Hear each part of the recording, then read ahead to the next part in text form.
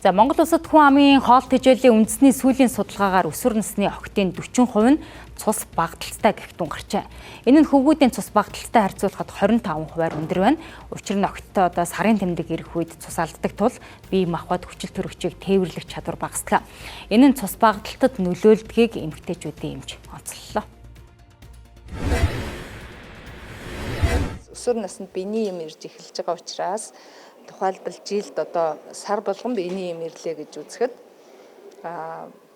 цус сар болгон доошоо цус гарч яана гэсэн. Тэгэхээр энэ бол төмөр дутлын цус багталт үүсэх гол нөхцөл нь болдог. Тэгэхээр өсвөр нас бол өөрөө биений юм ирж эхэлсэн үеэс цус багталтанд өртөх эрсдэлтэй үе ирлээ гэж үздэг. Сургуулийн орчны эрүүл мэнд аюулгүй байдлын тухай хуулийн төсөлд огтоос цус багталтын шинжилгээ авахар тусгасан байна. Энэ нь ирээдүйд тулгарч болох аюулаас урьдчилан сэргийлэх зорилготой юм. Цус багталт нь ядаргаа, сул дорой байдал, зүрхний дутагдал хүндэрсэн тохиолдолд үхэлд хүргэх эрсдэлтэй.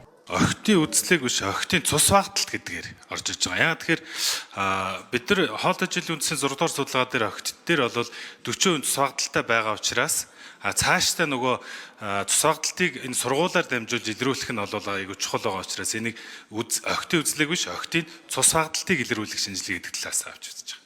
Цус багталтын үед хүчтэй шинж тэмдэг илэрдэггүй тул эмчид хандахгүйгээр онцлуулах боломжгүй.